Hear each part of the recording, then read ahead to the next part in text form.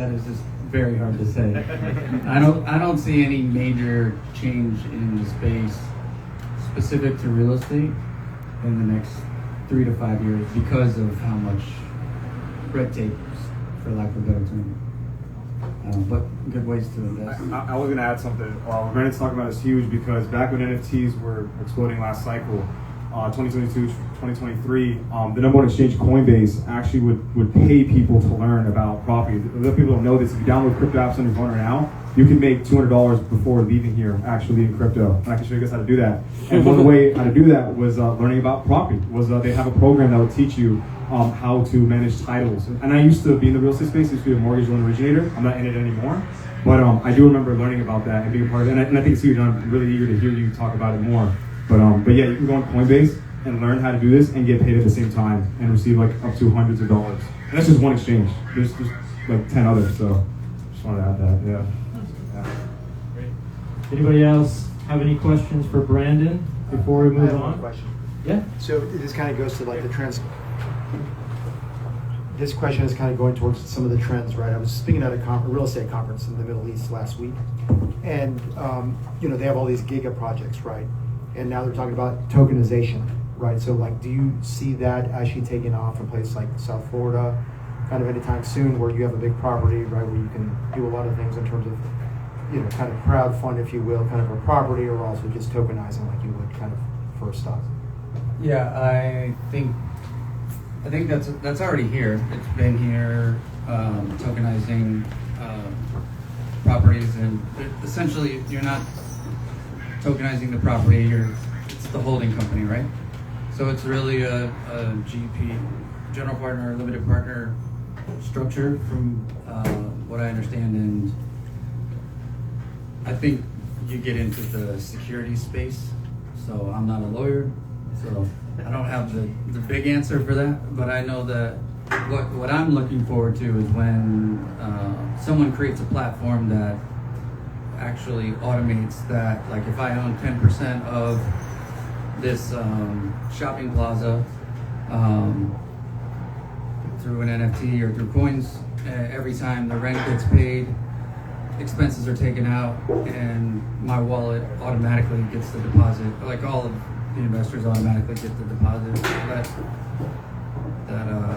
That's coming, because the alternative of that is a lot of the legal contracts instead of a smart contract, and then all the accounting behind it. All the trusting somebody else to manage the books versus knowing that a smart contract's automatically gonna pay for everything and divvy out the profits, cash flow. Yeah, That answers the question. I know there is a use case in Aspen. St. Regis did this, and they did, I think, 20% raise of 18 million. They did this in 2018. So, and then the token holders actually get like discounts, and yeah, it's a pretty interesting use case. You can look it up. So that's a good example. So, any other questions from the crowd? I know. We got a lawyer right here. All right. So, if I understand what you're saying correctly, you're talking about using smart contracts to replace a lot of existing frameworks for real estate transactions. Is that correct? I wouldn't replace them or upgrade them. Take the human, I guess, error out. So my question then is, what is your plan, or what do you think would be a good plan, since it's not going to fall on your shoulder, but what do you think would be a good plan for dealing with when smart contracts fail? Because they do sometimes fail, especially when they're not audited correctly or something along those lines. That's when you need a lawyer. So the plan then is just don't let that happen? Yeah, what's more likely to happen? A human lawyer failing, because sometimes they do, or a smart contract failing? Well, I mean, but those are fundamentally different things, right? Like when a smart contract fails, something goes to where it's not supposed to go, or something happens in a transaction that is not reversible. But when a lawyer fails, like you sue the lawyer and you resolve it that way. Yeah, I think it would be the same, similar, right? It just happened less often. So whoever created the smart contract or whatever that entity is better have some sort of insurance to back up the rare occasion that that kind of thing happens. So No difference than E&O insurance. So like a new insurance market would then you think be a good solution? Yeah, for sure. Okay. And I've seen smart contracts where they, have a clause in there where basically they go to a third party arbitrator. So just like a real contract, right? But I think it's more automated than your typical contract. So Sure. Which is great. You can take all the litigation out and just be Yeah, like, it's- right, wrong. He didn't like that answer. As a litigator, right? I don't think you can learn the litigation aspect of it, but So, cool. Any more questions for Brandon and Ruth? You got one? Yeah. I can project too, but I have a more general question.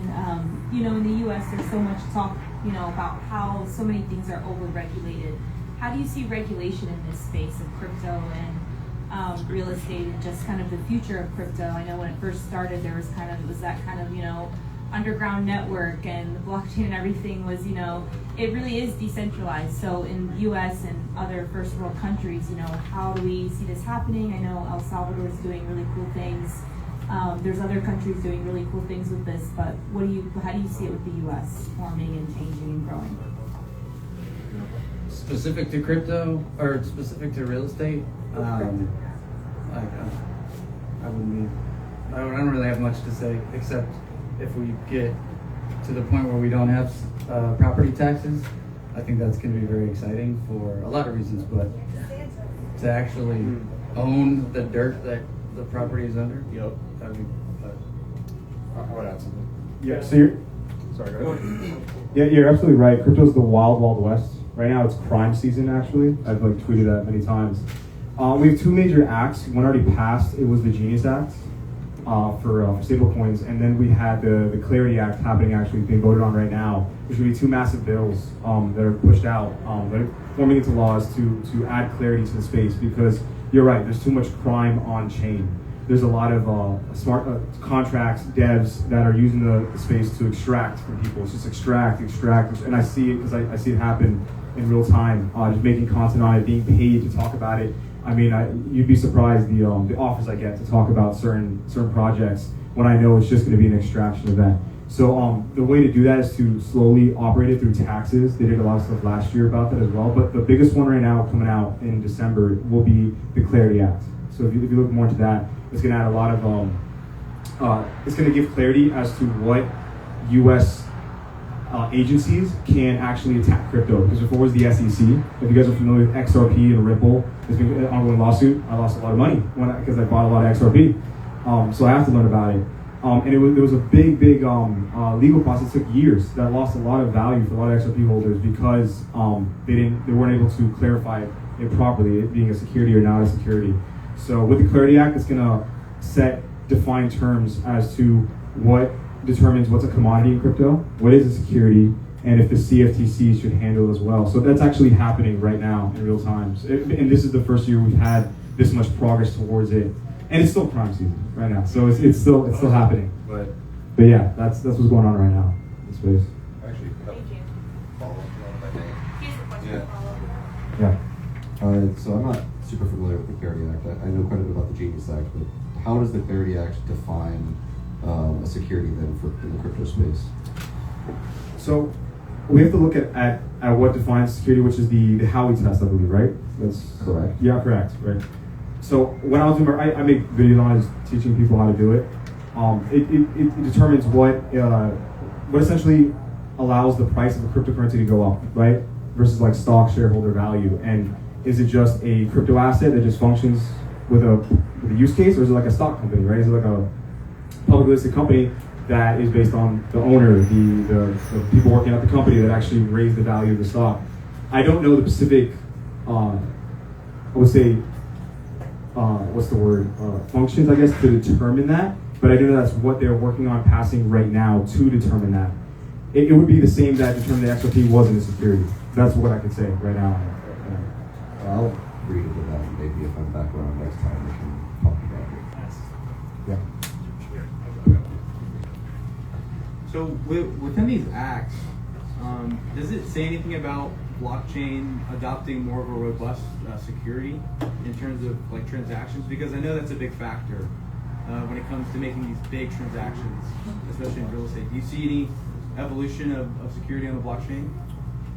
When it comes to real estate specifically, I'm not entirely educated on that. But when it comes to large transactions, for example, I was speaking with someone earlier, stablecoin issuers like Tether, right? The Genius Act, what it did was whenever these stablecoin issuers would print Tether, which is a stablecoin that's pegged to the dollar, it would make sure that it has one-to-one reserves of that Tether in its holdings. So they're not just printing money out of thin air in the crypto space. There used to be a huge conspiracy that the price of Bitcoin was actually propped up on all these fake stablecoin issuers printing billions of dollars, billions of dollars in the crypto space to buy up Bitcoin, right? You'd see the tweet, Tether Treasury just printed 1 billion Tether, price of Bitcoin pumps up. That was a huge trend for a while. A lot of people would talk about it. So the Genius Act allows these stablecoin issuers to, one, be regulated, have their books checked out, be audited, and I would assume that would then cascade and fall down onto the real estate market if they're using Tether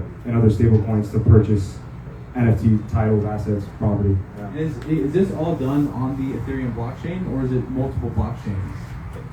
There's a lot of firms and banks that are creating their own private permissioned blockchains for the past years. Actually, Ethereum's one of the most popular blockchains right now for smart contracts. But there's a lot. There was a launch today of a layer 1 blockchain called Monad in the crypto space, and it's blowing up right now. It just launched ICO today, and it's actually doing pretty well right now, last I checked. So, yeah, there's a lot of competitors, a lot of ETH killers that we call them in the space. Yeah, for sure.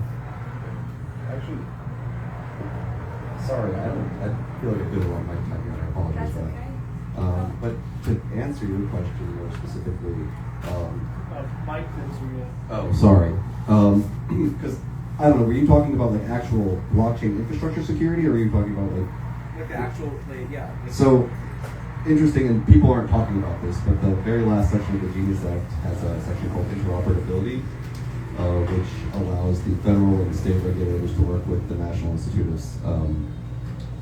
Standards and Technology, NIST, which is a lot of the cryptographic standards for, I really do a lot of post-quantum stuff, but it basically allows them to assign interoperability standards to stablecoin issuers, which would, in the long term, in a roundabout way, accomplish exactly what you're talking about by directing the flow of liquidity based off of blockchain standards. So there is absolutely a medium right now for the government to do that, although I don't think the act really takes effect until 2 years from now. Sorry. So this is going back to something that you said. You said that you work with an institution where you're able to, I guess, was it stocks or was it crypto? And you were able to get loans? Yeah, based off your. Hello? Okay. Probably Yes. dying. Hello? Probably dying. So I can talk to you. Testing. Yes, you can borrow against either crypto or stock. Okay. And the advantage of doing either crypto or stock versus conventional loan is that you get funded within a week.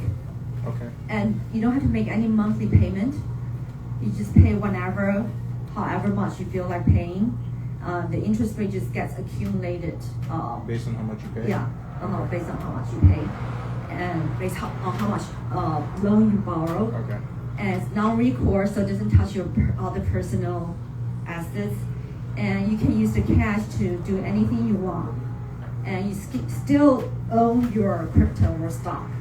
You're not selling them, you still own them. So you're like double winning.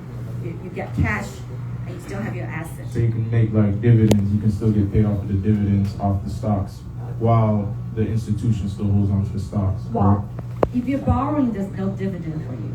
No dividends?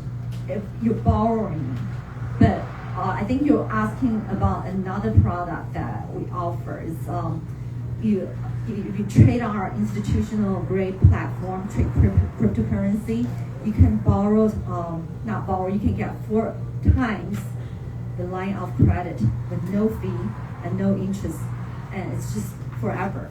You don't have to pay back anytime. You use that money, the line of credit, to trade. Okay. So, No, I'm sorry. Go ahead. yeah, so say you put in 100K, you get 400K to trade on. Okay. And all you have to do is to settle every day the amount of the line of credit, but not your own. And that's only for trading, correct? Yeah, that's for trading. So, for instance, if I made a surplus on that trade, would I be able to use that for anything else? Yeah, it's your money. Okay. Mhm. And you said something also on NFTs. So I haven't heard much about NFTs since 2020. Yeah. I mean, where are they sitting at right now as far as usefulness and You know, so crypto maximalist, I never understood NFT, even though I've been in this space since 2012, because I lived in Silicon Valley. I met Brian Armstrong, the founder of Coinbase, in 2013. So I was always been a crypto maximalist. And when NFT came out, I never understood it, because you can buy a piece of art, you know, an NFT, own a piece of it. I never got it. What's the point? You can't hang that painting that, you know, on your own wall. Yeah. You have to show people, oh, see, I have an NFT, and I think it's just to impress people. Yeah. But I never understood why I would spend yeah, $100,000. that's why it's pretty dead right now. Yeah. Right now, the yacht, what's that name? Board Ape yacht, something Yes, like that. yes. It's like worth $72 versus, you know, when Leonardo DiCaprio bought it was like $4 million or I something. was like, well, what is the point? I mean, Yeah. Let me say something. So one thing to differentiate with NFTs specifically is that there's the actual art project NFTs, where there's an artist that creates a project of NFTs, and there's different NFTs, each unique with unique features, and then the price of these NFTs and the value, it gets it's based on supply and demand for this art project. It's similar to just real art. An artist sells his art piece. However, the only difference is that this is digital. However, what NFT itself is, it's a non-fungible token. It's a digital asset, right? So there's a difference between the actual art project NFTs, that it's just art, that the value is being put by just people and supply and demand of this art project, and actual digital assets. For example, let's say the owner of the Breakers Hotel, they want to turn the Breakers into 1,000 different NFTs. So basically, they're fractionalizing the Breakers into 1,000 different pieces, which will be sold to people. And then the value here will be that you'll own a piece of the Breakers, and they can do it just like that, right? So that's where the real value in digital assets is the same. The same thing can be done for houses, for this and for that, you name it. So that's the beauty in it, that it can be anything you can think of. It can be put on chain and sold and fractionalized and distributed. And this is why this technology will be included into most industries, which is insane. So I actually have a follow-up question to that. Yeah. So since you're saying it's pretty much like digital art, kind of like Mona Lisa and stuff like that, we're just gonna come. Well, Mona Lisa is obviously a very old painting, very worth a lot of money. Since NFT is so new, let's move on to like maybe 100 years from now. Let's say I own a painting from or digital art from the Breakers.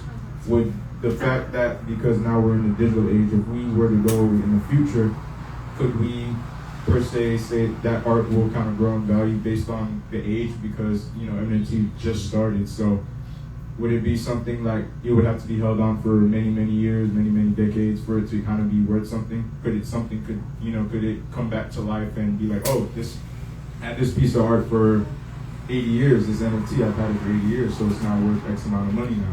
Is that something that's possible? Yeah, 100%. So this specific example that you're referring to is to an art piece, right? So it's similar to just owning an antique. It's just you're owning it digitally, so it can grow in value. You can sell it years on later, and it's all recorded on the blockchain. So all the information is there. It says that you're the owner. Your wallet is, this NFT is being held in your wallet with a unique number, which says that you're the owner of this NFT, and then you can sell it if it does go up in value depending on supply and demand. I would like to. Correct me if I'm wrong, but Yeah. I'd like to think of NFT no different than a receipt or the paper that some of us still have in our pocket. You used to go to the bank, and the bank would give you gold in exchange for that piece of paper, right? So, with the Mona Lisa example, if I own the Mona Lisa, if I owned that piece of art, I would not keep it in my house. I'd probably keep it in the museum. Yeah. But if I came out of pocket that much, I would want something that verified that it's a I real owned piece- it. Yeah.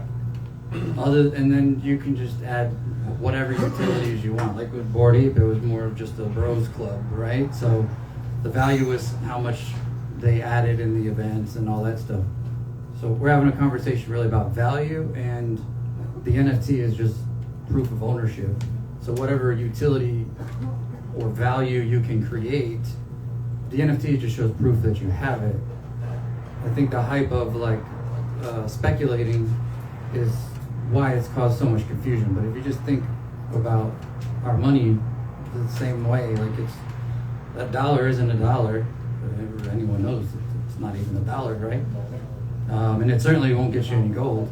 So, but it's proof that you own it. It's not, in my opinion, not as much proof as something like NFT.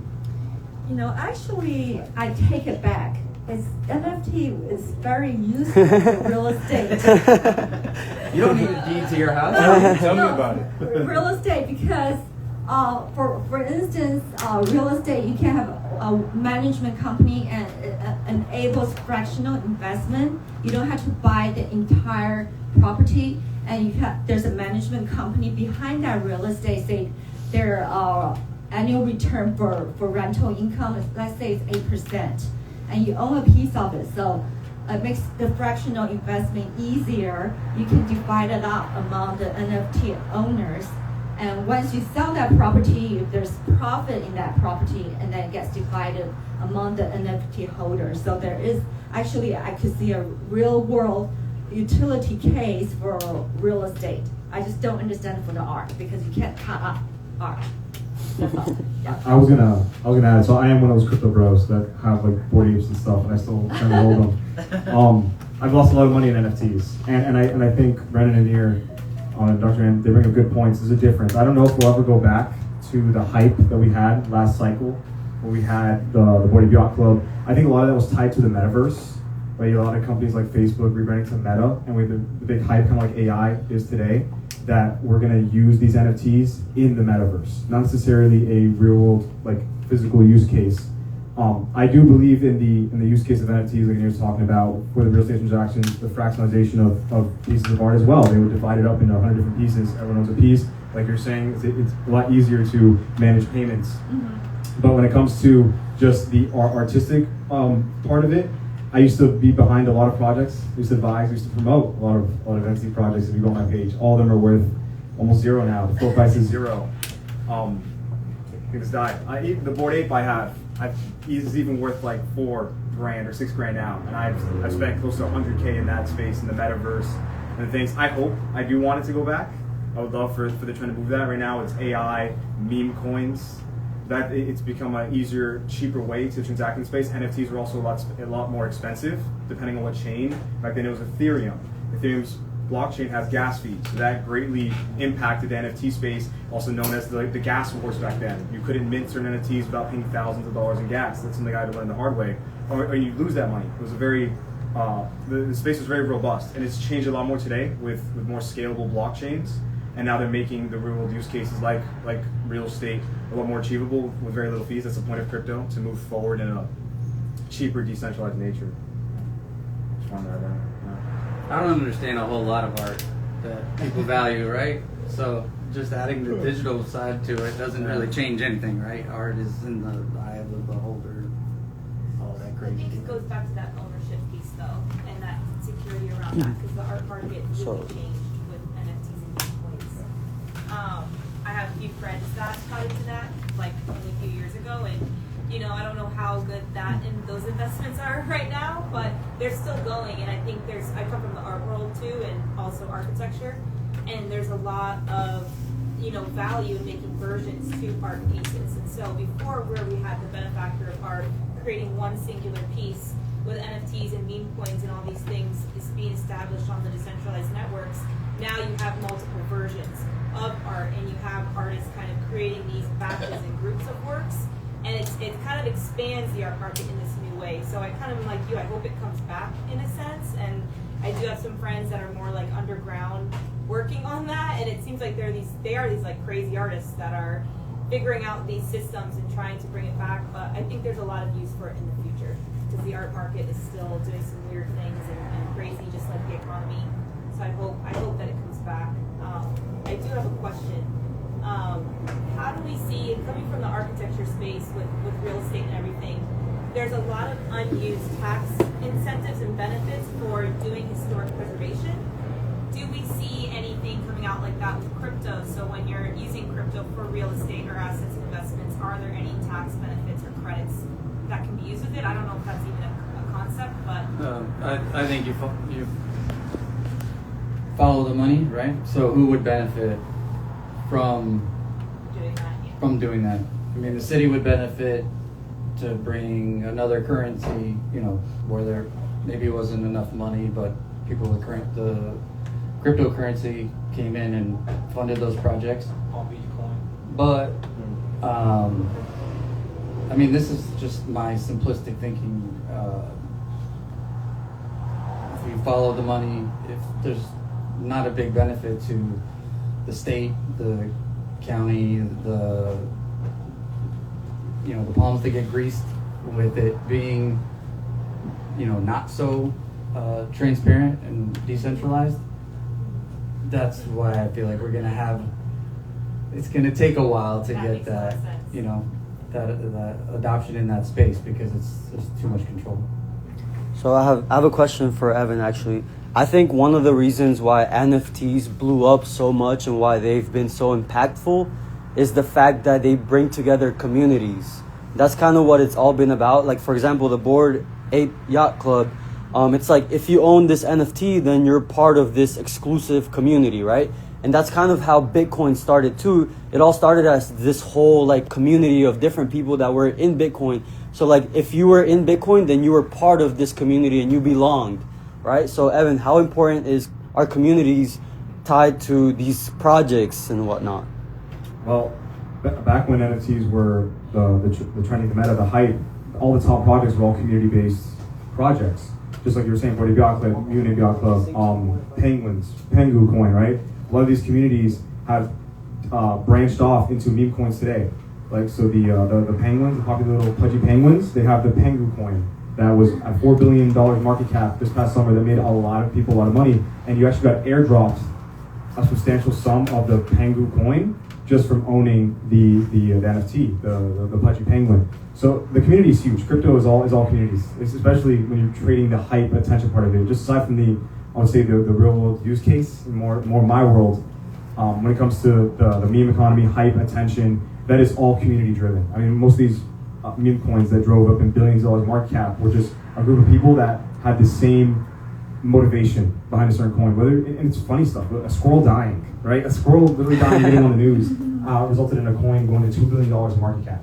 Where are you going to see that other than in crypto? And it printed so many new millionaires. I mean, if you go on like analytical platforms like Dune, you'll see the stats daily. It's died a lot, it's gone down a lot, but it's still there. There's still coins graduating every single second. There's 10,000 coins being created alone. In this hour, there's over 1,000 coins being created right now that are trying to be the next runner in the space. And these are all community-based coins. It starts off in a chat room, in a Telegram, in a Discord, and then it moves on to getting marketers involved, having the team hop on AMAs, building Twitter pages, content, social media. That's all community-based platforms. Elon Musk's X, right? The way he's adopted. There was a time on X when you'd have NFTs as your profile photo. Yeah. That's all community-based events right there. So.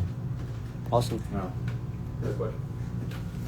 In regards to the Ethereum upgrade on December 3rd, the Fusaka upgrade, it says it's going to reduce the cost and help scaling. Any regards to like in your industries and how this might help?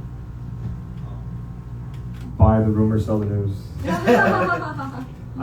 I used to do a lot of research into Ethereum's like upgrades, the massive one, the merge 2.0. That was like a huge buy the rumor, sell the news event. I don't currently trade, let's say Ethereum like leverage wise, or even spot right now. I don't hold a lot of Ethereum, I hold mainly Solana, but I do know that certain upgrades will be a big catalyst. That's something I used to study a lot. There's a catalyst in the blockchain. I'd have to do research on it. I'm not super familiar with it. The altcoins use Ethereum. So you're talking about all the coins built on Ethereum? Yeah. I'd have to look at it. I have to see what changes it makes in terms of TPS, or like what it actually does. If it's a massive upgrade, it should make a difference long term, but usually most of these events, like time-wise, trading-wise, are buy the rumor, sell the news. I wouldn't be surprised if it drops. That's all I'm saying that day. I have a question. Can I get the mic? Yeah. Thank you. We have another question. Hi, my name is Valentina, and I just have a quick question. So, in regards to the crypto economy, how do you accurately go about informing those that are misled by the mainstream media? You know, every time I check the news, it's always people getting scammed by crypto, people getting scammed by, like what we were saying earlier. So how are you accurately able to inform those around you that are misled by the mainstream media?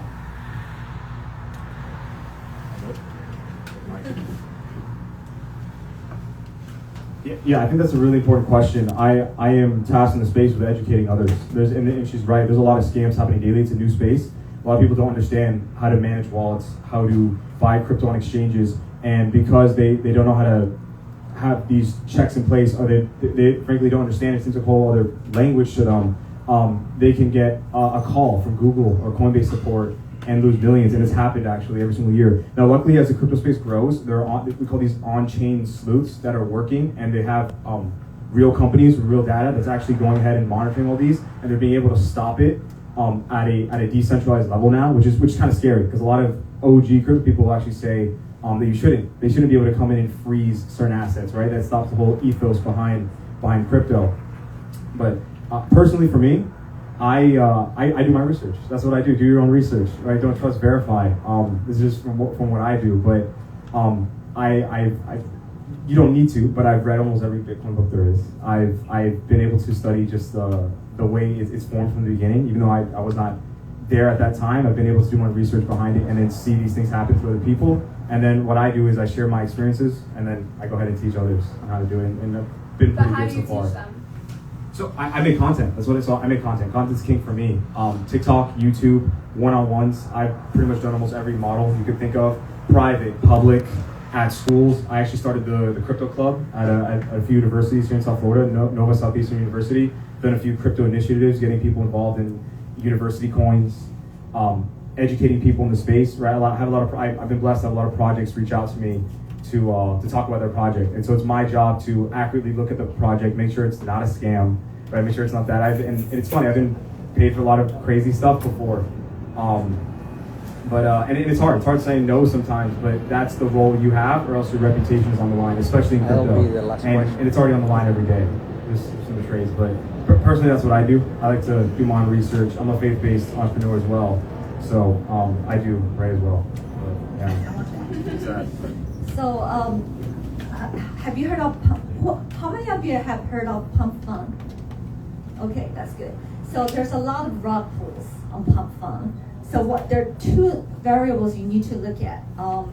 What percentage does the creator hold? You want to make sure the percentage that the creator hold is below 50%, so they cannot do a rug pull. Also, another variable you need to look at is the percentage is locked. If it's not locked, they can pull it like immediately. Make sure it's locked. At least 90% are locked, so they cannot rug pull. So another thing I do is I help create bots. So some sniper bots, they don't care if it's they just snap a new coin and sell it immediately 1 minute later. And I know.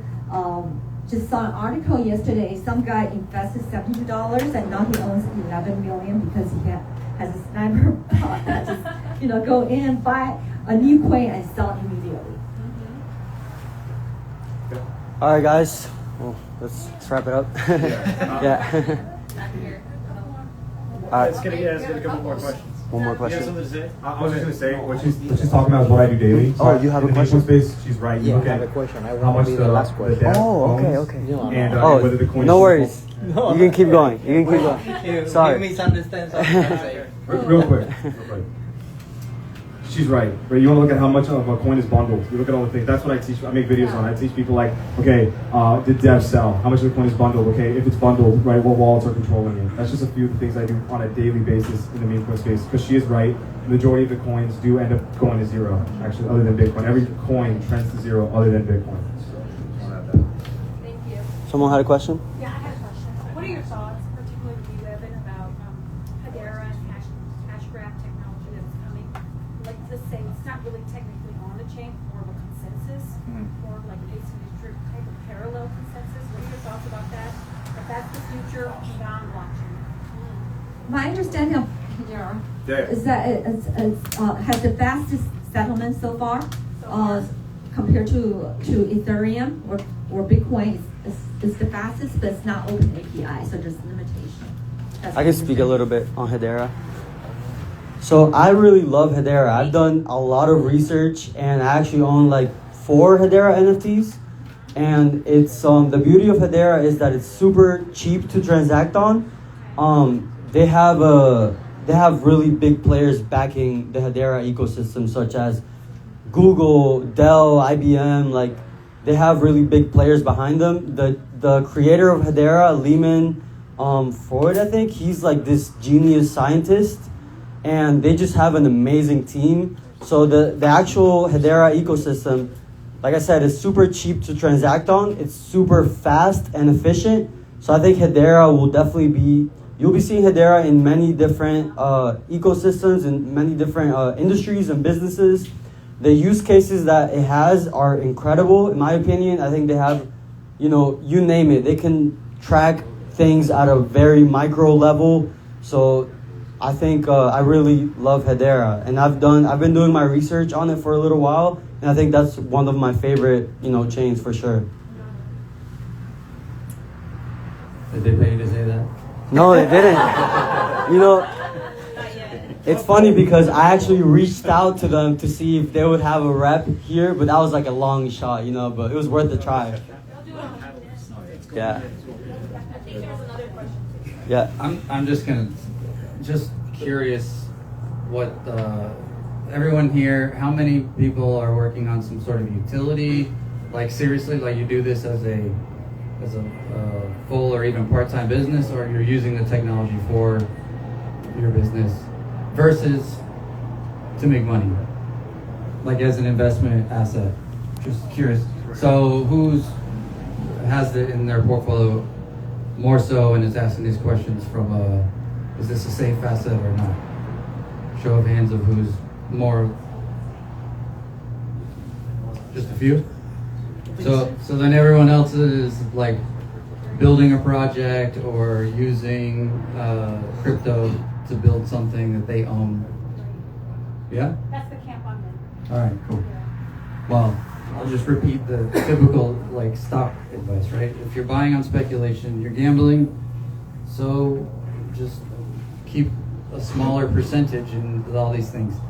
Frankly, I'm a real estate guy. I like finance. I love technology, but half the stuff that has changed in the last like 6 months and that some of you guys have shared makes my head hurt because it's like a full-time job to keep up with all this stuff.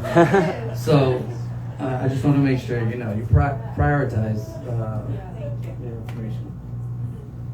I do have a question too for the audience. So, if you're building something, do you prefer Sway or Hedera or Ethereum or Solana?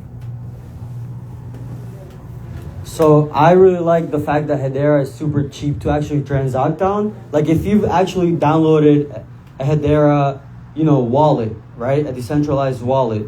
And if you've actually gone inside of their NFT marketplace to purchase NFTs, to trade, to transact on, to send crypto, it's super cheap, fast, and efficient. However, if you do that on Ethereum, you're going to be spending loads of money just to send an NFT back and forth. So that right there is just a game changer for me personally, at least. Also that real quick from the dev perspective, Solana, all the volume right now, even though it's considerably low earlier this year when Trump released the meme coin, it's still on Solana. Right? We've had surges in Tron blockchain, Binance, CZ, 4meme, BNB blockchain, but right now it's still Solana. Number one launchpad is still Solana. Number one coins that are graduating is still on Solana. If you look at Dex Trader now, it's all Solana. So right now, if you're a dev, Solana. How much did Can't say it. I think there's a question back here. Okay. Can someone hand this?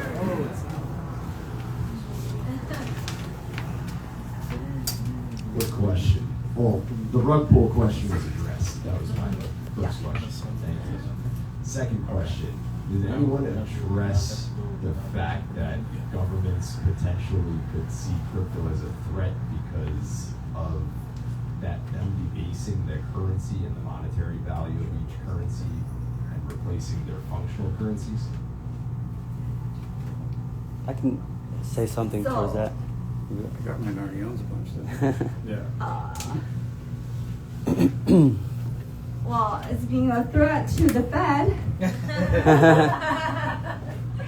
and the Trump administration is doing something opposite. They want to incorporate cryptocurrency, especially Bitcoin, into the national treasury. And El Salvador is already doing that. So whoever gets in the game earlier is going to be the winner. That's my point of view, and I believe in it. So, I want to touch up on stable coins. So stable coins is pretty much it's a digital currency, but it has a 1-to-1 value to the US dollar, right? So all of a sudden, a stable coin can be transacted on blockchain, and so what it's doing, it's actually strengthening the US dollar because it takes away the friction for the US dollar to move across markets, across countries, across borders. So stable coins is actually it's facilitating the use case of the US dollar. So, and the government knows that, and that's why acts are being passed on stable coins. And yeah, I mean, if anything, it's strengthening the US dollar. Yeah, so I think the Genius Act is absolutely genius because the USD, as you know, with our $38 trillion debt, is devaluing. But then if all the cryptocurrency has to peg in order to convert back to fiat currency, pegs with USDT or USDC, those are the two biggest. So that means eventually all the value comes back to USD. So that's totally genius, in my opinion. Yeah, that's why I call it genius. Yeah. So back on the stablecoin thing, do you think it's actually a smart thing for people instead of holding cash and stuff like that? Would it be safer or even better for us to put our funds inside of stablecoin instead? Yeah, cash is cash. Cash is physical, or you leave it in the bank. You don't, so if you leave it in the bank, you don't really hold it. And cash is too dangerous to hold in your home unless you hide it somewhere under your bed, Unless the house burned down. Yeah, or a thief comes in. So USDT. Or you put it in the bank and it makes banks rich. Right. So I leave in USDT. USDT? Mm-hmm. So there's a lot of lending platforms where you can actually earn a yield on your stablecoin and your tether more than cash, more than high yield savings accounts sometimes, actually. Last cycle we had a whole spiral that happened with that with Celsius. I was earning about 11% APY on my tether, and Celsius was bankrupt. Right? Did you get your I'm money back? sorry? Did you get your money back? Like a third. I got And it was in Bitcoin and You got the ETH. whole thing back? Yeah. You got the whole thing back? Well, you used Because I didn't put it in stake. Oh, okay. Well, that's why. Well, I was earning the yield. Right? I was chasing that. There was other decentralized protocols like Anchor that were paying you 20% APY. The biggest goal is get to $1 million. Right? You're getting 20% APY every year. It sounded amazing. The only one thing I've heard, not the one thing, but I've heard about stablecoins is that other countries adopting it, like Nigeria, they actually had a limit on when you could spend the stablecoin. It was so when it is on the blockchain, it will be more tracked, and they are building, and they are using AI to build companies that will track the stablecoins more than they track cash. Right now, if you have cash, no one's tracking it other than you. The stablecoins will be more tracked. That's for sure. Can you talk about what happened with MicroStrategy? Actually,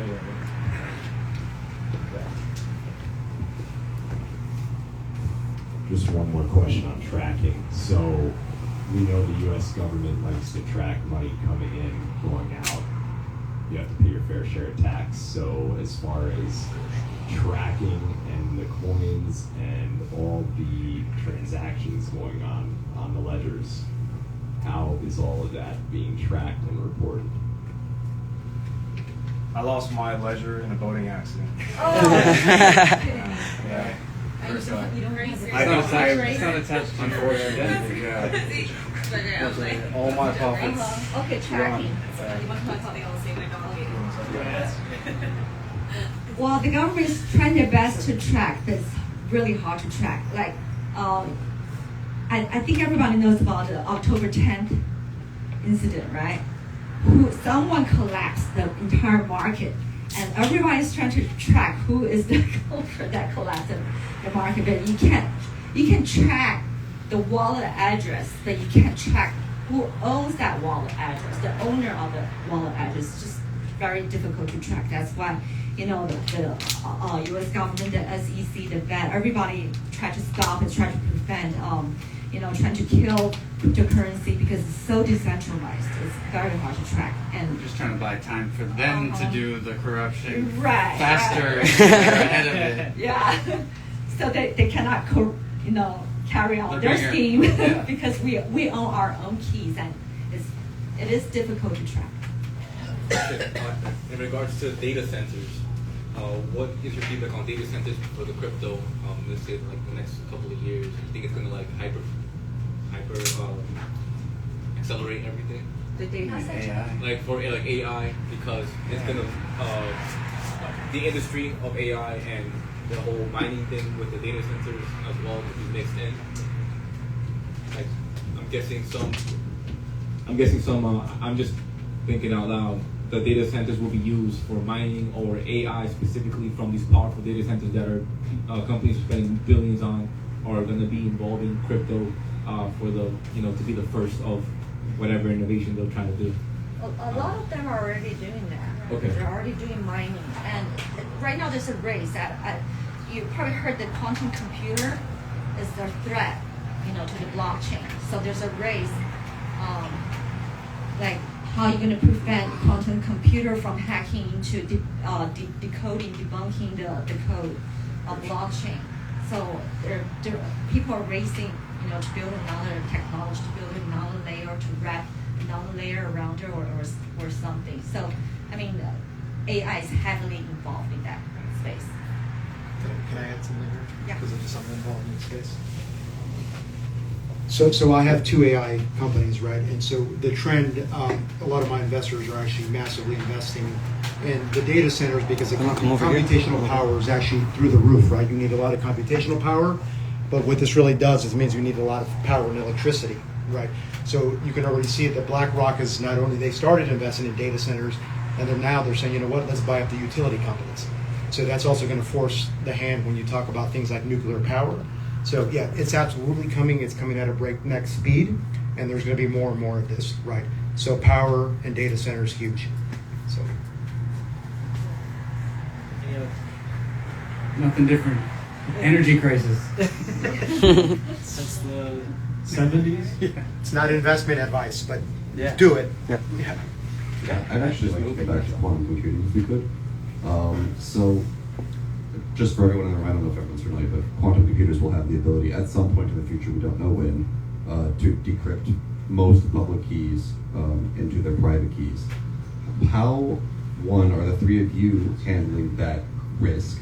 And then how do you think that the various ecosystems are handling with that risk, and do you have concerns? Can you talk about your quantum investments in crypto? No, we don't talk about it. I'm not going to share for something. Okay, if quantum We know computer you're paid, can but- hack into debunk the cryptocurrency, the blockchain code, the bank is more at risk because they have less security. Yeah, your money will be drained from the bank first before they get to your wallet. I'd actually really like to push back on that argument in particular, if I may, because I think it's not a good argument. Because one, I don't think it's true. The bank has more security than your crypto wallet has. So people look at, like, the crypto wallet is basically just the encryption. That's the only layer that you have, and you're protected by the fact that you have the private key. Your bank information is also protected by basically the same encryption that Bitcoin or any other crypto projects is encrypted. The difference is, though, in order to execute a harvest now, decrypt later attack on a bank, you have to actually intercept that communication to get the underlying information. With crypto, all of that information that you need to decrypt the private key is just on the blockchain. Okay. Do you? What was your buy do you have any- the news, sell the hype? What was it? Buy the rumor, sell the news? Buy the rumor, sell the news. Yeah. That's what I would default to. Fear sells. I mean, like, what if? Yeah, there's a lot of There's money. a- But it's peer to peer, no? So it's like with the crypto, it's peer to peer. So you're never. Yeah, I trust people more than I Never trust. gonna catch the crypto because it's gonna bounce off from the other. But it's public. It goes on a public ledger. You can just see the public key. Who's more? Secure. Who is more Some incentivized to protect all those keys, and who's more incentivized to like hack them? I don't. One big bank or like Centralized. the powers that be, like the few, or the open source people, the masses. I would say the people will figure it out faster, better. Just like we have Bitcoin because. All right, just people, right? are you just saying people will figure it out and I'm not worried? Is that your comment?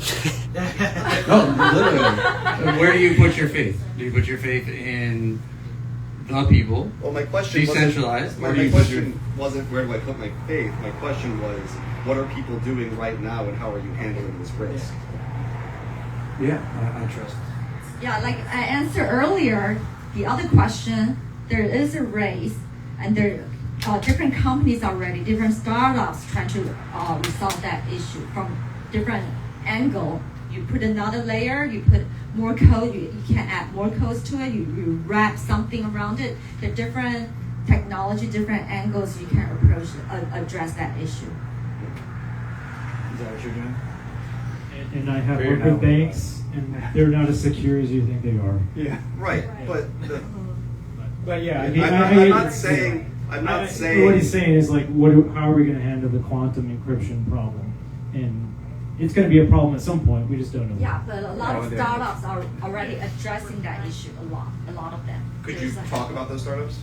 I don't have the names on top of my head, but some talk about adding more. Right now there's 24 or 27 for Bitcoin hosts. They want to add more onto that, or they wrap around it, add another set of 24 codes wrapping around it, protecting it. There's different proposals, but I believe if someone can invent quantum computers, someone can invent the antidote to quantum computing. I guess I could follow up a little bit, Shad, if that's okay. If I can add, sorry, to this topic, two things. One, the government, the internet came from the government. Like they had it first. So I'm sure there's technology that we're not aware of right now in this security field. And two, it's gonna rinse and repeat the business model of startups that have great ideas. They're gonna get bought by big companies for their bread and butter, whether it be security or AI innovation. So these big companies are gonna try to stay at the top, and they're just gonna buy whatever solution one might think is gonna affect their security because they have the cash and some they're gonna buy that technology. Just like Microsoft does, just how Google does, Apple, they all buy startups for this purpose, for the software. Sure. Anybody else have a question? Yohani? And no one else has a question? Who wants to do a startup? I know he had a question. Do you have a question? Okay, I think this is super confusing. I'm not an expert on blockchain, but just so you guys know, I have a friend that is building a startup basically with quantum computing on chain, and it still makes my head explode every time I try to understand what it's about. But I think the risk is just in a transaction when your public key gets exposed on chain. That's where the quantum computing comes in and can derive the private key.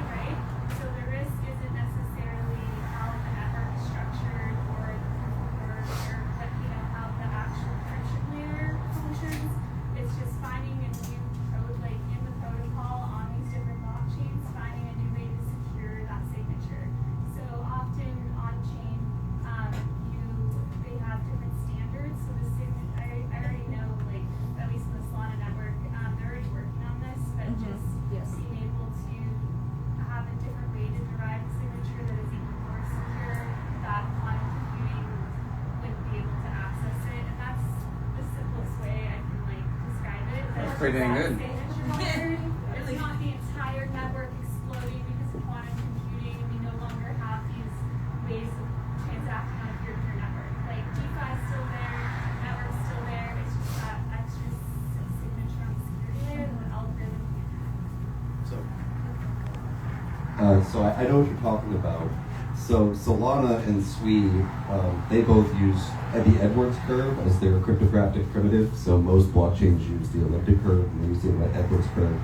About 2 or 3 months ago, they published a paper, which is still being reviewed, where they think that the Edwards curve can be cleverly put into a zero-knowledge proof cryptographic scheme instead of the Edwards curve, which would theoretically be quantum resistant if they're able to execute it, but it wouldn't be necessarily perfect, because if you don't have I believe it's your seed phrase, then you just kind of lose your funds. Wow, that's great. All right. Anybody want to follow up with that? I don't. Johanny had a question. Johanny, you had a question. You have a question? You have a question? Yeah, I got a question. Yeah. So back to you. On your business, and what platform do you use? I use different ones. I customize. My website is brand.site is /land LEND. You see different services, different products I provide. It caters to each individual's need. Everybody has different needs. Some people, different platforms have different requirements for minimum, and some platforms only accept, only land against the top 10, and some land against the top 100. The rate would be higher, and some has no origination fee. Some has origination fee. So I'm more like the syndicator. I don't have my own balance sheet. The money doesn't come from me. I'm not giving you any my own money. Well, I can't. But I pull it together from different sources, different. So it's Americans. Yeah, American registered. Do you use Charlie Schwab or Webull? No. Charles Schwab is that's stock. Charles Schwab is used as a third-party escrow holder, but they're not the lender. Yeah. Charles Schwab does not lend against your stocks, but the company could hold your stock with Charles Schwab. Yes, of course. I know that. So I have 90 people who trade with me. What? I have 90 people. 90 people. Who trading with me. Oh. I do auctions on the S&P 500. I've been doing it for 4 years. Cigars. So I have a lot of guys who comes to me and they say, "Oh, I have $2,000, I have $3,000." I said, "You can start doing auction with that money." So that's why I'm asking you that question, because some people will need probably a little more to start trading with me. Because $2,000-3,000 in auctions is very little money. But I have people from all over. I have people in California, Chicago, here in Florida. But what do you say about that? They can be, because I can bring that business to you. Yeah. The minimum for us is 50,000. 50 grand. Yeah. No, with 50 grand. That's what the minimum was. So 50,000. Okay. So you answer that so question. this brings up a good point. So if we had a collective of people who had money and they wanted to invest in a real estate project, or just we found a building we wanted to invest in, what would be the process to do that using The process right now would be exactly the same as it is. It would be like a syndication, or it would be held in the holding company, LLC, all the paperwork, right? There would just be another layer that basically mimics that in a smart contract and wallet. So would there be any benefit? Would there be benefit? Yeah. It's more automated, or? Yeah, you could say the accounting and the payment is more automated, but you still have to do all the legal contract still. You still have to do regular accounting practices. But I think the payment side of it is the most attractive. If I was only buying a piece of something, I would want to know that that money comes in and is paid out automatically. We've heard of MicroStrategy in the news lately. Yeah. Can anybody explain to the group what's going on? And Yeah, okay. Well, I've seen a few headlines. I don't look into it. That's more like macro, Bitcoin. Let's go. It's on. Awesome. I do know Sailor buys all the time. He buys every week, every Monday. They buy. I know they have they just got, I guess, JP Morgan. Yes. Just threatening them this morning, and they debanked Jack Mallers as well a few hours ago. And yeah, they're shorting against them. That's what I was really reading that on the way over here. And that they have to, I believe it has to do with the Bitcoin price around 75. That's their average MicroStrategy BTC buying price, 75,000. And it would have to go to a low, I think, of 15,000, and then in order for them to get essentially wiped out. That's as far as the extent I know in that situation. Move to Wells Fargo. That's what I mean. That's what what's his name? Grant Cardone. He moved all his assets to Wells Fargo earlier today, following the news. Eric Trump just tweeted earlier before this about the new American Bitcoin mine they have as well. So that's just a side note with the Trump presidency being more involved in the crypto space. Eric Trump has been a huge voice of it. He's been actively calling out for the all-time highs and increase of Ethereum and Bitcoin over the past few months. And a lot of people are clinging to that. Personally, I'm not, but I know a lot of people are. So. All right. That's why I use a group bot to trade. It doesn't matter if Bitcoin goes to $1, as long as it fluctuates between $1, 1.3 cents, $1, 3 cents, $1.80 at make profit in that margin. and explain a little bit the bot. The spreads. You make money from the spreads. Yeah, but the bot, you use it like on platform or? Yeah, on the platform. I know, Institutional grade platform, millisecond crawling between the price difference. Just curious. Oh. I assume you use bots like for Solana trading. I've seen like the bots on Telegram where you have your limits. And Those are very dangerous. Yeah, I know. That's what I want to warn people about. A lot of them are You've seen it, scams. I use them, yeah. So a lot of these they're called trading bots. They're not necessarily trading on behalf for you. I mean, you could set specific type of order types for you. They're connected to your wallet that allow you to trade faster using different routers, and that's a whole different, deeper conversation. But they're not like algo bots, like maybe in the forex world.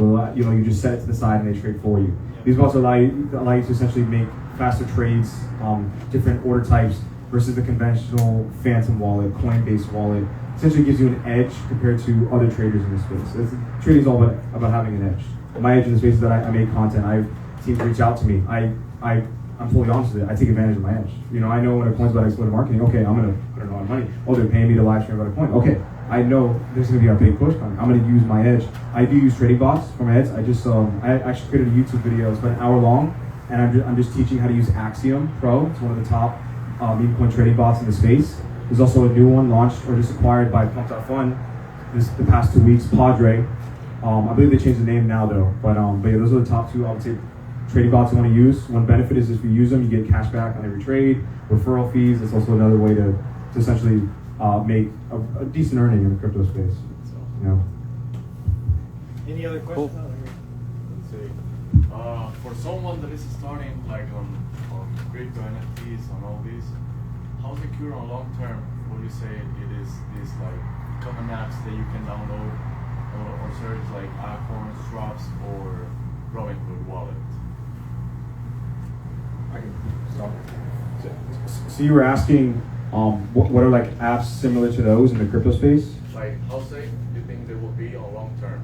Oh, how safe? Well, I used to believe that if it was registered in the United States, right, founded in the United States, it would be safe. And the last cycle proved that wrong. I don't think any of it is safe. That's why any long-term crypto storage, I recommend you get a cold, hard wallet known as Ledger, Trezor, Tangent. These you can find these for anywhere from $20 to $100.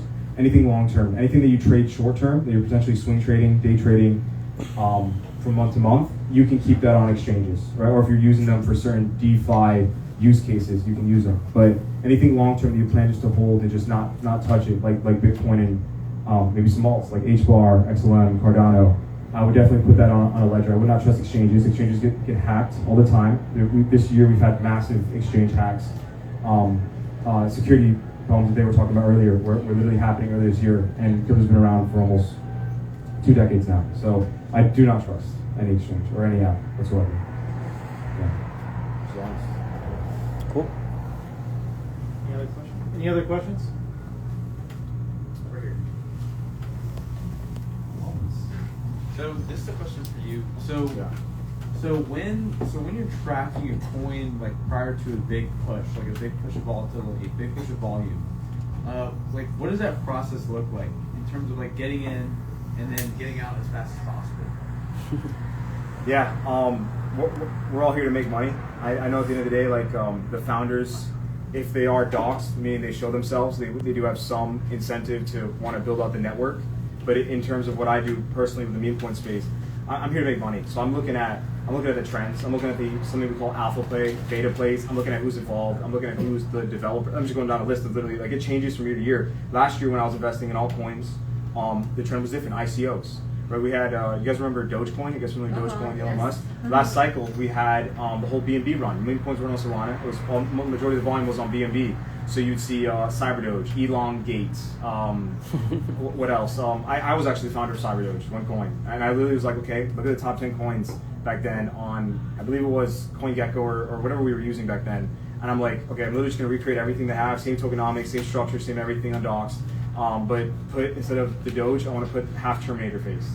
And we did that, and we launched. We sold it in the pre-sale, and it went, I mean, now it's nothing, but back then the market cap, I think, hit like 300K in a day, which is like for 2 kids out of the room, like it's pretty crazy, right? Remember if I rug pulled it, I could have like took out 100K at one point. But I would have not been 100K total, because as you sell, the price obviously decreases, so probably would have left with 20, 30, possibly, if I would have kept pushing it, but the list changes. Right now I'm looking at that. I'm looking at devs, I'm looking at other influencers involved. Like I have a few of my friends in the space where if I see them start tweeting like something big's coming, something, this, I know that's code word for, they got a CA, they have a dev, they're ready to deploy, it's bundled.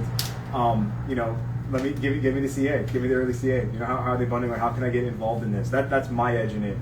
But going back to like publicly, if you, I said you don't have this, it is insider information. If you don't have this insider information, you would then go on a trading bot wallet. You would then be in chat rooms. You'd be in Discord communities.